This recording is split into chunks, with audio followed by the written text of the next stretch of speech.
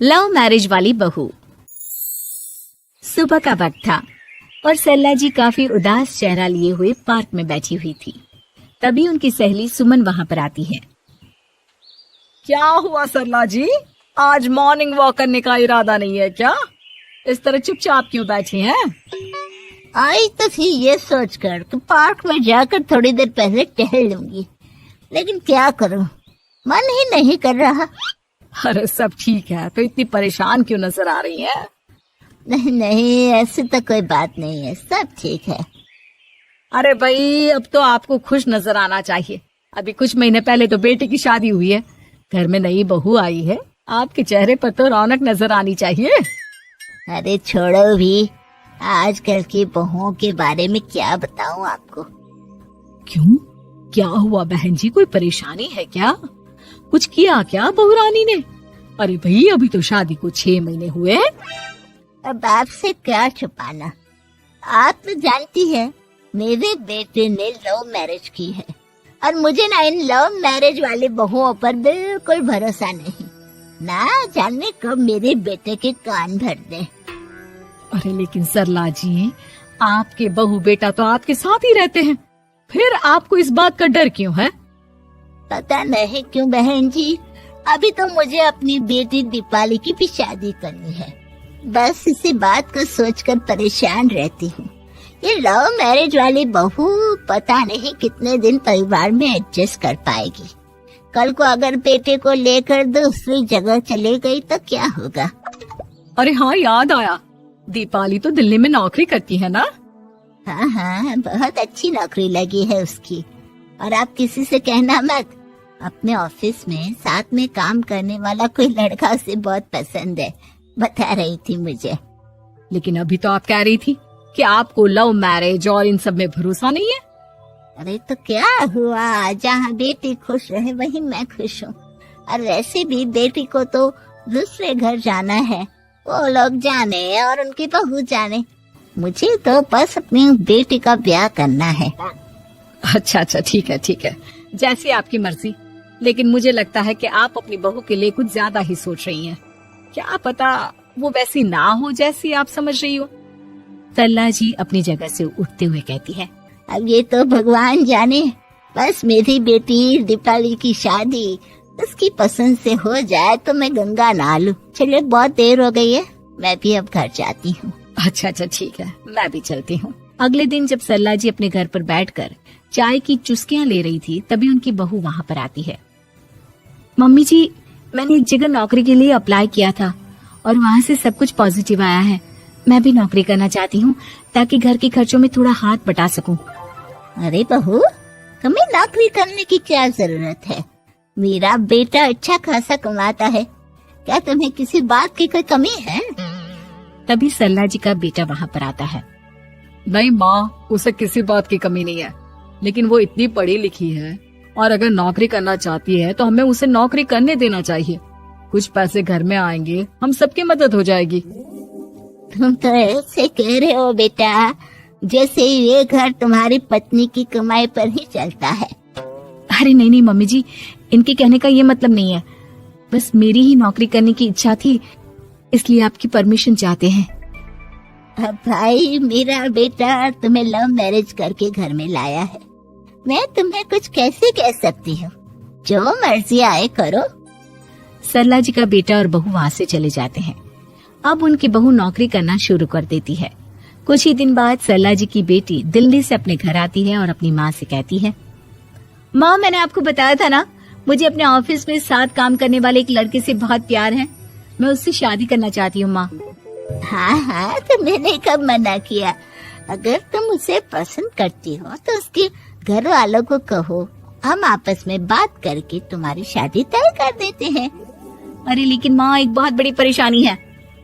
क्या परेशानी है बेटा?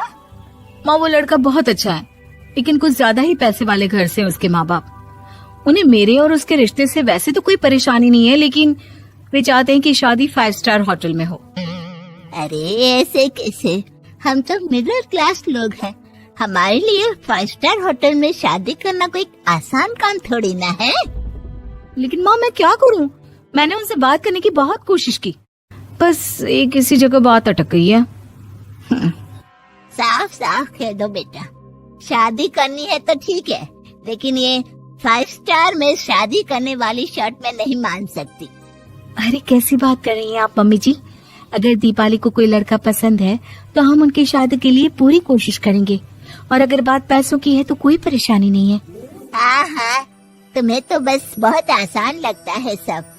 जिस तरह तुमने मेरे बेटे से इतनी आसानी से शादी कर ली, सारे काम उतने आसानी से नहीं होते। समझ में आया? हर काम करने में पैसे लगते हैं। लेकिन माँ, मैं उस लड़की को बहुत पसंद करती हूँ। सही बात है बेटा, लेकिन तुम उस लड़के से साफ साफ कह दो, अगर उसे तुमसे शादी करनी है तो अपने घर वालों को मनाए। अगर नहीं मना सकता तो तुम दोनों अपनी गृहस्थी अलग से कहीं सेट कर लो। कोई जरूरत नहीं है अपने माँ बाप के साथ रहने की। मम्मी जी, ये आप क्या कह रही हैं? मैं भी तो आपकी बेटी के साथ लव मैरिज करके आई हूँ। अगर मैंने भी ऐसा ही किया होता तो? लो, अब तो मुझे उल्टा जवाब देने लगी। देखो बहू, मैं तुम्हारी सास हूँ, मुझसे ठीक से बात करो। लेकिन माँ, भाभी ठीक तो कह रही हैं। हाँ, अगर बात शादी के खर्च की है तो मैं उस लड़के से कुछ कह सकती हूँ, लेकिन उसे अपने घर वालों से अलग होने के लिए कहना, ये सही होगा क्या? आप तो समझिए माँ।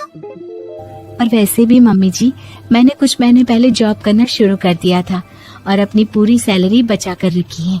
आप चिंता मत कीजिए, मैं दीपाली की शादी में कोई कमी नहीं होने दूंगी। तुम अपनी सारी तनख्वाह मुझे मेरी बेटी की शादी का खर्च करने के लिए दे दोगी?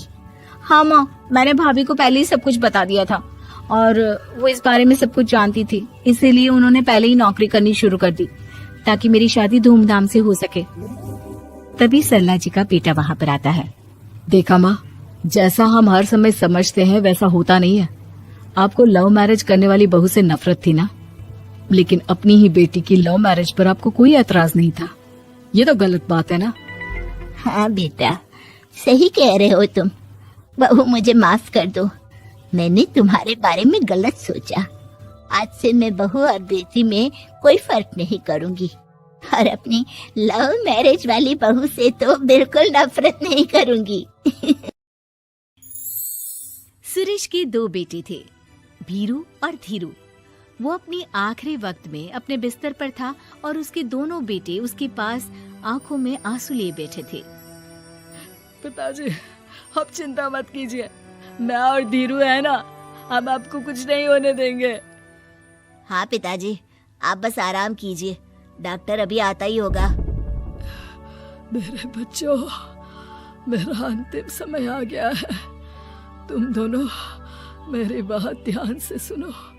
मैंने वकील से कहकर अपनी जायदाद तुम दोनों में आधी आधी बांट दी है।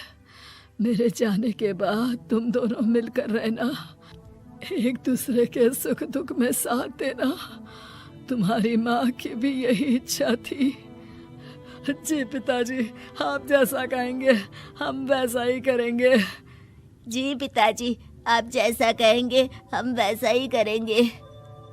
और सुरेश उन्हें छोड़कर चला जाता है। अरे धीरू भाई, मैं तुझसे कहना चाहता था कि मुझे व्यापार बढ़ाने के लिए कुछ रुपयों की जरूरत है। अब पिताजी के जाने के बाद हम दोनों ही एक दूसरे का सहारा है। पिता के जाने के कुछ दिनों के बाद दोनों भाइयों की जिंदगी धीरे धीरे सामान्य हो जाती है। दोनों भाई अब अपना अपना व्यापार संभाल लेते हैं। दोनों एक ही घर में तो रहते हैं, लेकिन अब उनके रिश्ते में पहले जैसी बात नहीं रहती। भीरू शुरू से ही लालची था, इसलिए सुरेश ने पहले ही उन दोनों में प्रॉपर्टी का हिस्सा बांटकर लड़ाई की गुंजाइश खत्म कर दी थी। लेकिन पिताजी के जाने के बाद भीरू का लालच बढ़ने लगा। हाँ हाँ भैया, आप बताइए कि मैं आपकी किस तरह से मदद कर सकता हूँ। मुझसे जो बन पड़ेगा मैं करूँगा। अच्छा तो भाई, तू ना मुझे अपनी गाय दे दे। वैसे भी तू पढ़ा लिखा मॉडर्न लड़का है, भला तू गाय का करेगा क्या? लेकिन इससे मेरी ना बहुत मदद हो जाएगी। ठीक है भैया, आखिर भाई ही तो भाई के काम आता है। आप ले लीजिए मेरी गाय और उसे बेचकर आप उन रुपयों को अपने व्यापार में लगा लेना। बस फिर क्या था, भीरू अपने लालच की वजह से आए दिन धीरू से किसी न किसी बहाने पैसे या कीमती सामान ऐंठता रहता और बेचारा सीधा सादा धीरू उसकी मदद कर दिया करता। इसी तरह 2 साल बीत जाते हैं और दोनों भाई शादी कर लेते हैं। शादी होने के साथ ही अपनी बीवी के कहने पर भीरू अपना हिस्सा अलग कर लेता है। अब दोनों भाई अलग अलग रहने लगते हैं। अरे साधना, ये देखो, मैंने आज ही एक बड़ी डील साइन की है। ये शहर का सबसे बड़ी फैक्ट्री का मालिक है। इसके साथ व्यापार करके मेरे व्यापार में दिन दुनी रात चौगुनी तरक्की होगी। लेकिन इसकी बस एक ही शर्त है, अगर इसे हर हफ्ते सामान की पेमेंट नहीं दूंगा तो मुझे इसे जुर्माने के तौर पर बहुत बड़ी रकम देनी होगी। ये तो बड़ी ही चिंता की बात लगती है जी। अरे चिंता कैसी, मैंने पहले ही हिसाब लगा लिया है। मैं इसे हर हफ्ते पेमेंट भी दूंगा और एडवांस पे ऑर्डर भी, तो फिर चिंता काहे की। पास से गुजर रहा भीरू उन दोनों की सारी बातें सुन लेता है और फिर, अरे राधा, सुनती हो, उस धीरू ने आज एक बहुत बड़ी डील साइन की है। ये सुनकर ना मुझे बहुत बुरा लग रहा है। भीरू उसे सारी बात बताता है। तो ऐसे हाथ पे हाथ रख के गुस्सा करने से क्या होने वाला है? आप तो उस डील की कमजोर कड़ी जानते ही हैं, तो मारिए हथौड़ा। अगले दिन धीरू के घर में चोरी होती है और उसमें उसके वो रुपए भी चले जाते हैं जो धीरू डील के मुताबिक क्लाइंट को देने वाला था। फिर शर्त के हिसाब से धीरू को जुर्माने की रकम देने के लिए अपना घर गिरवी रखना पड़ता है और उसका व्यापार भी बंद हो जाता है। सुनिए जी, आप दिल छोटा मत कीजिए। आप कोई ऐसा बिजनेस कीजिए जिसे आप जल्दी से जमा सके और कम पैसों से भी शुरू कर सके। आप फल सब्जियों का व्यापार शुरू कीजिए। तुम ठीक कहती हो, मैं कल से ही मंडी जाकर सब जानकारी लेकर आता हूँ। उधर भीरू और राधा धीरू की बर्बादी की खुशियां मनाने में लग जाते हैं और इधर धीरू खूब मेहनत करके फिर से अपनी आर्थिक हालात पटरी पर ले आता है। लेकिन फिर एक दिन, अजी सुनती हो, तुम यहाँ पर उसके बर्बाद होने की गलतफहमी में खुश हुए जा रहे थे और तुम्हारे भाई का फल सब्जियों का व्यापार बड़ा अच्छा चल निकला है। मैं अभी बाजार में उसकी दुकान देख कर आ रही हूँ। अरे भीड़ लगी हुई थी वहाँ तो फिर जल्दी से अपने खुराफाती दिमाग से कोई आइडिया निकालो इस मुसीबत का। आइडिया तो बहुत अच्छा है मेरे दिमाग में। अपने भाई से कह के इसके गोदाम में चूहे डलवा दूंगी, फिर देखना नजारा। राधा की चालाकी से धीरू का ये काम भी ठप हो जाता है। अब धीरू और उसकी पत्नी के लिए उधार पर जीने के अलावा कुछ नहीं बचा था। बेचारा ईमानदार धीरू अपने भाई भाभी की चालाकी की वजह से बहुत बुरे दिन काट रहा था। मैं तो बिल्कुल बर्बाद हो गया साधना।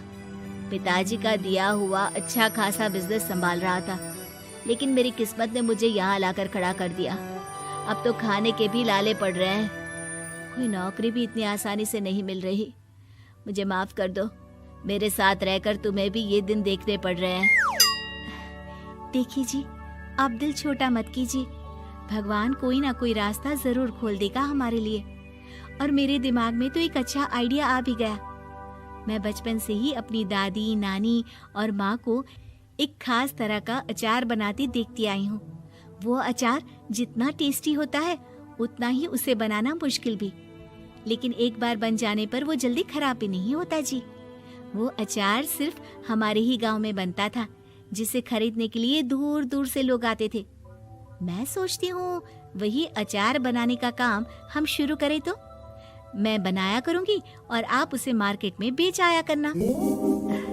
साधना, तुम्हारी बातों से मेरे मन में उम्मीद जाग उठी है, लेकिन ये सब काम शुरू करने के लिए रुपए कहाँ से आएंगे? ए जी, मेरी ये कंगन किस दिन काम आएंगी? आप इन्हें गिरवी रखवा लो और जब पैसे आ जाए तो इन्हें छुड़वा लेना। साधना बाजार जाकर अचार बनाने का सामान लेकर आती है। फिर घर आकर सारे खिड़की दरवाजे बंद करके अचार बनाती है और धीरू उस अचार को पैक करने में साधना की मदद करता है और अगले दिन बाजार में बेच भी आता है।